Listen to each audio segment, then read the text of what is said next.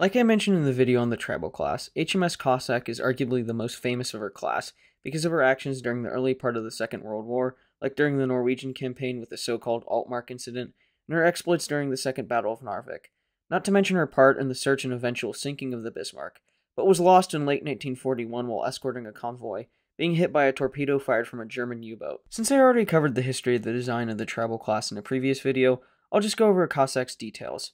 Her normal displacement would be 2,030 tons.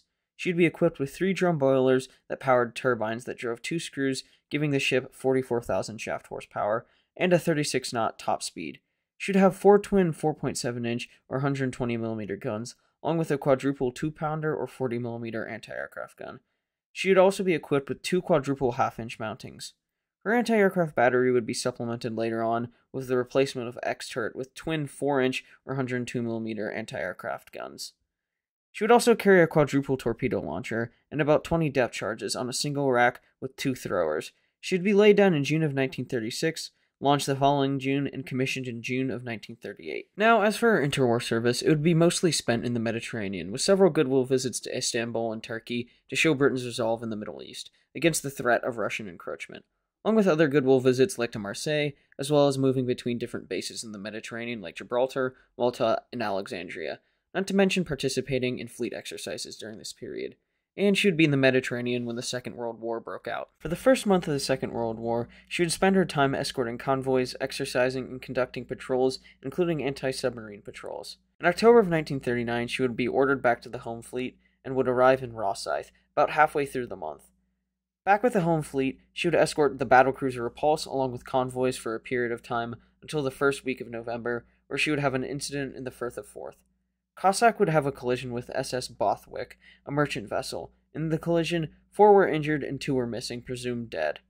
Due to the damage sustained in the collision, Cossack would be in dock until the 9th of January 1940. After a period of conducting trials to make sure the ship was up to speed, Cossack on the 18th would welcome Captain Philip Vian as commanding officer of the 4th Destroyer Flotilla of Tribal-class destroyers, who would make the ship rather famous with his next actions in the Altmark Incident.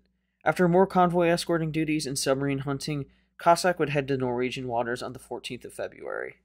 Now, as I've been covering in my series on the Admiral Graf Spee, the Altmark has played a pivotal role in supplying the Graf Spee, and importantly for us here, taking on prisoners of war from the ships the Admiral Graf Spee has sunk or captured. At this point in the war, the Altmark was in the waters of the neutral Norway, with about 300 British prisoners aboard. Now, simply just going into Jøsenfjord, where the Altmark was, would pose some diplomatic issues, notably violations of various articles in the Hague Treaty. Nevertheless, on the 15th of February, it is found that the German auxiliary vessel was near Trondheim in Norway. Now, whatever Captain Vian's true mission was, is not 100% known to us. However, with the First Lord of the Admiralty, Winston Churchill, doing his best to negotiate with the Norwegians, on the 16th of February, Cossack found herself in Jøsenfjord to verify and to make sure that Altmark was really there. In their approach, Cossack was hit by the Altmark searchlights in an attempt to dazzle Cossack's bridge crew, while at the same time maneuver to try to crush the British destroyer.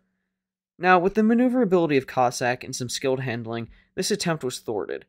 This attempt by Altmark did have an unintended effect for the ship, bringing the two very close alongside each other, and in the process, a good old-fashioned boarding action took place, like in the Age of Sail. In the process of this boarding action, 299 prisoners were rescued, 4 Germans killed, and 5 wounded. Cossack would make her way through the fjord with the rescued prisoners, leaving the Altmark aground with her crew. Captain Vian would receive the Distinguished Service Order for this action. For a more detailed look at the Altmark incident, please go watch Historiograph's video on it. I'll try to remember to put it in the description. On the 17th, Cossack would head back to Scotland to release the rescued prisoners. Later that month, Cossack would escort a convoy from the UK to Norway, and would arrive in Bergen on the 27th, escorting a convoy on the way back to the UK, arriving on March the 1st. This escort route would continue for the next month, interspersed with chasing off German U-boats, until the German invasion of Norway, where Cossack would participate in interception sweeps along with other members of the flotilla. By April the 13th, she was rendezvousing with the other ships that would participate in the Second Battle of Narvik. During the First Battle of Narvik, the German ships had been damaged but were still in control of the area. This time, the British would bring 9 destroyers and HMS Warspite. These 9 destroyers would consist of 4 tribal class: Cossack, Bedouin, Eskimo, and Punjabi, along with HMS Icarus, Kimberley, Forester, and Foxhound. With Warspite using her swordfish to spot targets from the air, things would go differently than the first battle. The 9 destroyers in Warspite would head in and quickly dispose of the German destroyer Erich Kolner, who was badly damaged in the first battle of Narvik and attempted to ambush the British ships, but was spotted by the Swordfish. As the British were busy with the Erich Kolner, its escort, the Hermann Kühne, would use the time to raise the alarm and alert the other German ships, eventually forming up with the Hans Ludemann, Wolfgang, Zenker, and Bern von Arnim, in an attempt to make a run at the British force. Cossack would be forced to dodge torpedoes from the German destroyers and a U-boat. But much like the first Battle of Narvik, this would result in a melee, with the Germans using their maneuverability to dodge British fall of shot. But unfortunately for the German destroyers, the Tribal class's superior firepower would come to overwhelm them. For our story with Cossack, she would enter Narvik harbor, which would hold the German destroyer Dieter von Reude, being pretty well immobilized in the first battle, nevertheless putting up quite the fight with withering fire. Cossack would silence the guns of her opponent while grounding herself on a wreck, sustaining a substantial amount of damage. Nevertheless, she would continue to clean up the harbor of Narvik. Now, for a more detailed video on the Second Battle of Narvik, please go watch Drakenefels. Again, I'll put it in the description. Anyway, following this day, Cossack would be refloated with the rising tide, making her way to Warspite, to offload casualties and then headed to another fjord, where she would unload her ammunition and torpedoes to other destroyers, and underwent repairs. The following week, Cossack would depart and eventually made her way to Southampton for repairs and a refit. Following this, on June 15th, Cossack would conduct trials and prepared itself to return to the home fleet as 4th Destroyer's flotilla leader, after HMS Afridi was sunk in May by Stukas. One of her first missions was to help escort gold bullion to North America, but due to poor weather, she would be forced back to Clyde in Scotland. Her next notable action would be in July, attempting to find a British submarine and bringing it back to Rosyth, but was unsuccessful.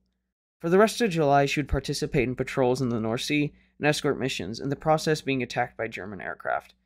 It would be much of the same for August. In September, having repairs done and returning to duty in October, where on the 13th she would help sink a German vessel. The next month would see patrols off the Norwegian coast and escorting missions along with patrols in the North Atlantic, with again much of the same for December.